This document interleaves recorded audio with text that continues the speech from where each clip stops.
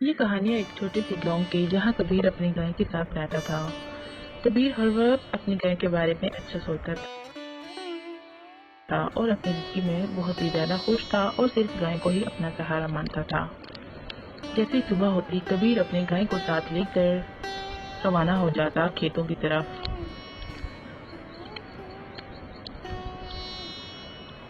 वो जंगल के रास्ते से गुजरते हुए खेतों की तरफ जाते थे। कबीर की गाय इतनी समझदार थी कि अगर कबीर अकेले ही उसे छोड़ देता तो वो सारा दिन खेतों में चुग के अपना पेट भर के घर को शाम को वापस आ जाती थी।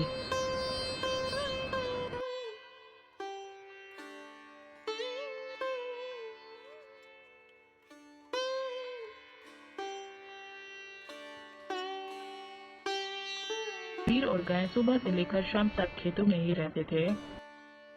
अगर कभी कभी कभार थक जाता तो दरख्त के नीचे भी आराम कर लेता और शाम को वापस घर आ जाते।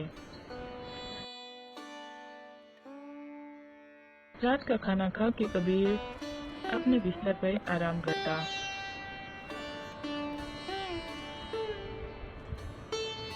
अगर कभी कभार कबीर का गाय को खेतों में ले जाने का मन ना कर रहा होता तो कबीर अपने घर के सामने ही अपनी गाय को चारा डाल देता।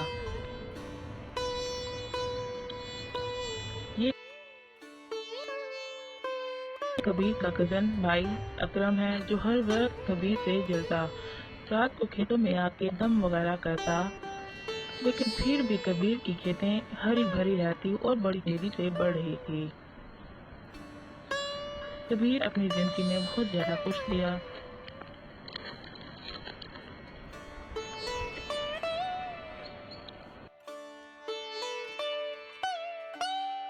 कबीर का कजन भाई अकरम हर वक्त कबीर को हराने और नीचा दिखाने की कोशिशें करता और कई कई हरकतें और खेल खेलता, लेकिन उसकी कोई खेल कोई काम न आती।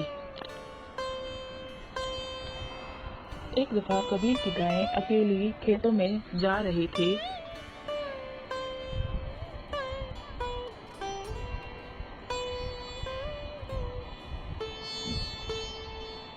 तो अकरम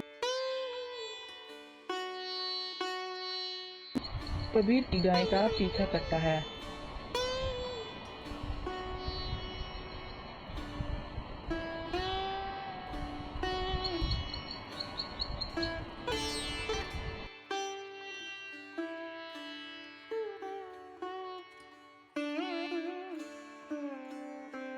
जब कबीर की गाय खेतों की तरफ पहुंच जाती है तो अकरम भी इसका पीछा करते करते खेतों में आ जाता है।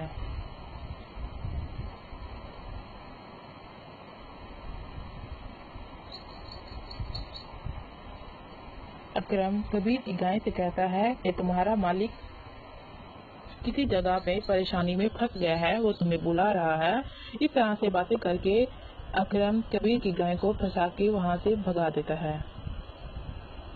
कबीर की गाय जब ये सब सुनती है तो बहुत परेशान हो जाती है, तो वो अपने मालिक को ढूंढने के लिए अकरम के बताए हुए रास्ते से जाने लगती है।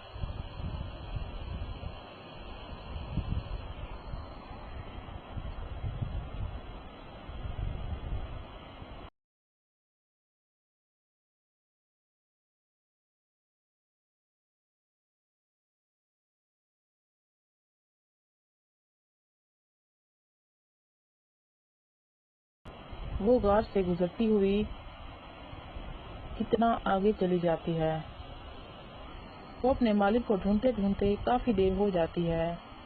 वो इस रास्ते से गुजरते हुए काफी परेशान हो जाती है और घबराने लगती है।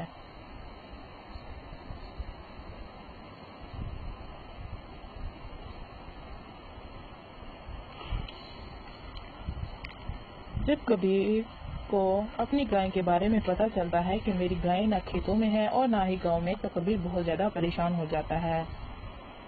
वो बैठे बैठे खुद ब खुद सोच रहा होता है कि मेरी गाय कहाँ चली। कबीर अपनी गाय के लिए बहुत परेशान हो जाता है और रोने लगता है कि मेरी गाय कहाँ चली गई मुझे छोड़ के। वो जब घर आता है तो एकदम से बेहोश होकर गिर जाता है। जब सुबह होती है तो कोई बूढ़ा बाबा कबीर को आके बताता है कि अकरम ने तुम्हारी गाय को किसी जगह पे भगा दिया है वही तुम्हारी गाय का जिम्मेदार है।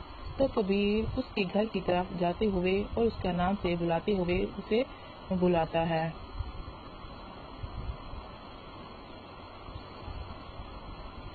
जब कबीर की बात अकरम सुनता है तो वो भी वहाँ से अपने घर से दौड़ा चला आता है और कबीर से कहने लगता है कि क्या हो गया है भैया, तुम इतना क्यों चिल्ला रहे हो। कबीर कहने लगता है कि क्या तुमने मेरी गाय को मेरे खेतों से भगा दिया है। लेकिन अकरम कबीर की बातों में बिल्कुल भी नहीं आ रहा था। वो कहता है कि मैं ऐसा क्यों करूँगा अपने भाई के साथ, मैंने बिल्कुल भी तुम्हारी गाय को नहीं भगाया, कोई मेरे ऊपर झूठा इल्जाम लगा रहा है। लेकिन फिर भी कबीर बहुत कोशिश कर रहा होता है। बहुत देर बहस चलती है उन दोनों के दरमियान। लेकिन जब अकरम नहीं मानता तो कबीर उसे मार कर गिराता है। फिर अकरम उसे बताता है। कबीर फिर अपनी गाय को ढूंढने के लिए उसी गाय की तरफ जाता है जहां अकरम ने कबीर की गाय को भेजा था। अकरम गार में जाते हुए बहुत ज्यादा परेशान हो रहा होता है कि मेरी गाय कहाँ गई। वो भी गार में जाते हुए बहुत घबरा रहा होता है कि किस तरफ मेरी गाय गई है, क्या पता वो कैसी है, ठीक है, क्या हो गया होगा मेरी गाय को। यही सोच सोच के कबीर गार में आगे बढ़ रहा होता है।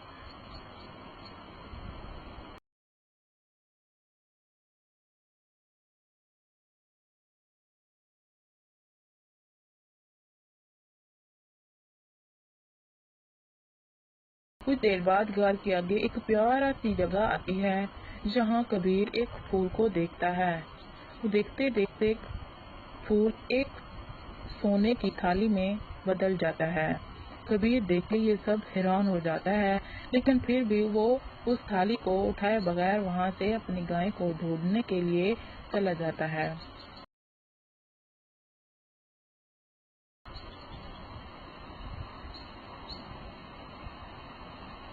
काफी देर आगे जाने के बाद कबीर की गाय एक जगह पे बांधी हुई नजर आती है। कबीर बहुत ज्यादा खुश हो जाता है और गाय से कहने लगता है कि तुम मुझे छोड़ के यहाँ क्यों चली आई हो, तुम्हें पता है मैं कितनी देर से काफी परेशान हो गया हूँ। कबीर अपनी गाय के साथ यही बातें कर रहा होता है कि अचानक एक परी उसके सामने आ जाती है और कहती है कि वो फूल को मैंने ही सोने की थाली में चेंज किया था, तुम्हारी ईमानदारी मुझे बहुत पसंद आई है, तुम उस फूल के सोने की थाली को अपने घर साथ लेके जा सकते हो।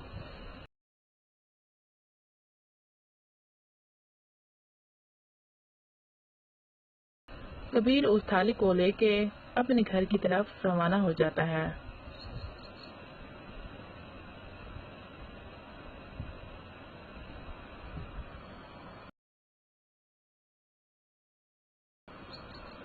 जब वो अपने गांव पहुंचता है तो उसका कजन भाई अकरम देख के हैरान हो जाता है कि सही सलामत कबीर अपनी गाय को भी ले आया और ये सोने की थाली कहाँ से लेके आए हैं। लेकिन कबीर अकरम को कोई जवाब दिए बगैर वहां से चला जाता है। अब कबीर बहुत ज्यादा अमीर हो जाता है, वो अपनी जिंदगी में बहुत खुशहाल होता है। वो एक नया घर बनाता है। अकरम फिर भी उससे लड़ाई करने के लिए उसके घर बघर आता रहता है, लेकिन कबीर उसकी कोई बात नहीं सुनता।